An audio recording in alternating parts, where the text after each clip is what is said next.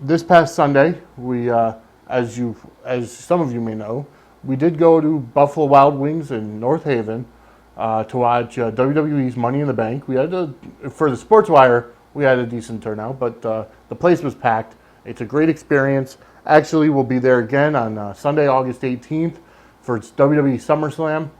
I invited Jeff Peck from the Bauer Show on ESPN Radio 97.9 and ESPN 1300 from their afternoon drive show. I invited him to come down.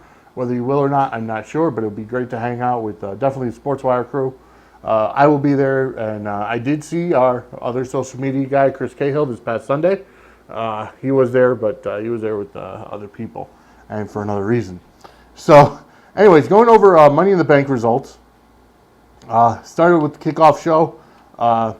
The Shield, Seth Rollins and Roman Reigns successfully defended their tag team titles against the Usos.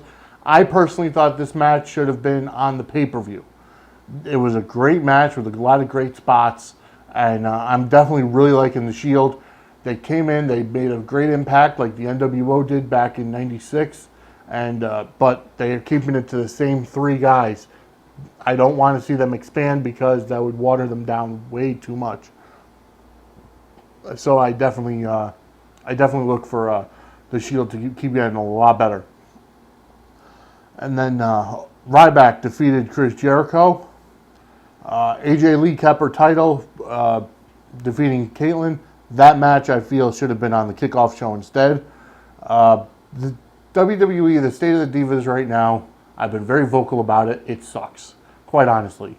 The Divas are just there for eye candy and for their new reality show, Total Divas. But all of the great wrestling divas of the past, Trish Stratus, Lita, Mickie James, Gail Kim, Victoria, and I can name a whole host, are either gone and retired or they're down in TNA. So if you want to see good women's wrestling, definitely check out the TNA Knockouts on Impact. I can't believe I just said that, but it's the truth. The Intercontinental Championship match, Curtis Axel and The Miz. Curtis Axel defeated The Miz. As a matter of fact, The Miz outsmarted Paul Heyman, actually out-Paul Heyman during the match. While the referee wasn't looking, he made a loud clapping noise as to make it sound like a slap. And then, when the ref turned around, he pointed at Paul Heyman to blame the slap on Paul Heyman, which never happened, and Paul Heyman got ejected from the match. So Curtis Axel actually won the match fair and square. I like him. I just think the storyline needs to be tweaked a little bit. I don't like the fact that he's getting so popular so quickly because it looks like he's probably going to fizzle out. But I definitely like Curtis Axel. He is the son of WWE Hall of Famer Mr. Perfect Kurt Hennig. In the first Money in the Bank ladder match, which actually kicked off the show, the World Heavyweight Championship ladder match, Damien Sandow won the Money in the Bank contract for the World Heavyweight title, Money in the Bank match. And he did it by turning on his best friend, Cody Rhodes. And Cody Rhodes was up there to get the title, and Sandow, who spent the majority of the match outside the ring hiding like a Jerry Lawler, and then he came in and pushed Cody Rhodes off the ladder and stunned him by getting the briefcase. Look at SummerSlam to have Cody Rhodes versus Damien Sandow with the Money in the Bank briefcase online. In the Money in the Bank All-Stars match, which featured the return of Rob Van Dam, Mr. Monday Night, RVD, Randy Orton actually came out on top of the victor. The match had a lot of stories intertwined. The one thing I have to say about that match, it was a typical Money in the Bank ladder match where at any point in time, 4 guys were lying knocked out around the ring, and 2 guys would get in, fight over the ladder. They'd get knocked out, and then 2 other guys would come in or whatever. It did actually have a really high point where all 6 guys were up on 2 ladders at one point during the match. RVD hit a 5-star frog splash from the top of a tall ladder. He definitely is at home flying in ladders, and he's in great shape. Randy Orton came out with the Money in the Bank, as I said. during the match, CM Punk really got turned on by Paul Heyman, where Curtis Axel came out supposedly to help Punk, and then Paul Heyman Punk decked Curtis Axel for the interference. Paul Heyman came out screaming at Curtis Axel, saying that this is why you shouldn't have done this, blah blah blah blah. Basically, like he's CM Punk's friend, but then he turned on Punk, hitting him in the back, slamming him with a couple of ladders. And then this past Monday on Raw, Brock Lesnar came back out and totally demolished CM Punk again. I see CM Punk against Brock Lesnar at SummerSlam. Unfortunately, I don't think that CM Punk has a chance in hell to beat Brock Lesnar. But stranger things have happened in the WWE. Need I say David Arquette winning the WCW Championship.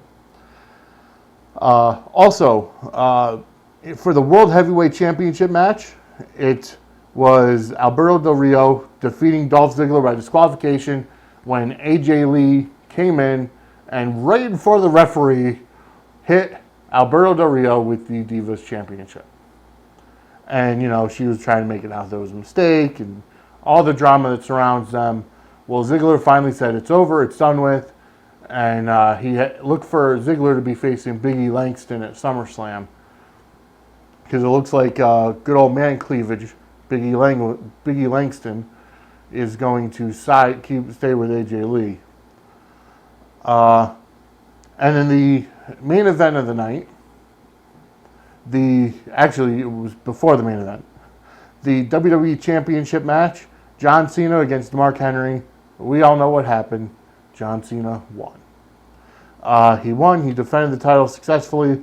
Look for him to go on to SummerSlam to face Daniel Bryan. As a matter of fact, he chose Daniel Bryan and to face him at SummerSlam because, quite honestly, the fans want to see Bryan win the championship. Here's what I've heard through the Gorilla Vine what's going to happen. Daniel Bryan's going to beat John Cena for the title at SummerSlam, but then Randy Orton's going to cash in the Money in the Bank right then and there to beat Daniel Bryan for the title. I don't know if that's going to happen or not, but it might. However, while I say that what I think might happen, a lot of people are actually looking at what will happen because the Reddit.com has apparently found out that during another website, there's actually a leak within the WWE to whereas somebody has been accurately predicting the outcomes of the past pay-per-view events. Apparently in Vegas they allow betting on pro wrestling. I don't know why, considering the matches are predetermined. To me, that's allowing people to vote or to gamble on professional wrestling is just as bad as Pete Rose gambling on baseball. There's no reason that it should happen. The outcomes are predetermined, so who's to say something like this can't happen where you go tell your friend or your grandmother or your grandfather, hey, John Cena's going to beat so-and-so this weekend. Go put down $1,000. Well, you know what? It actually happened. And there's been a leak within the WWE, and they're looking into it. And apparently that's been making the rounds because it was picked up by NPR and the Associated Press. So keep your eyes open that somebody's been spoiling a lot of the pay-per-view matches. And this is before live. I understand, spoiling the SmackDown because it's taped. But this is before live events even happen. So, anyways, it's that's my rant on. That's my WWE information. Going over to the CTWE, Connecticut Wrestling Entertainment, their big 5-year anniversary show is on Saturday, August 24th. Remember, headlined by Kevin Nash and Rhino. They're going to be making appearances as well as other Ring of Honor guys, but the biggest two obviously are Kevin Nash and Rhino. Their champion Lucas Sharp is going to be in a match as well. I believe it's a 5-way match or 4-way match. The Mac you saw here about a month ago, he'll be involved in it as well. Definitely get out there, be at the Bethany Town Hall. And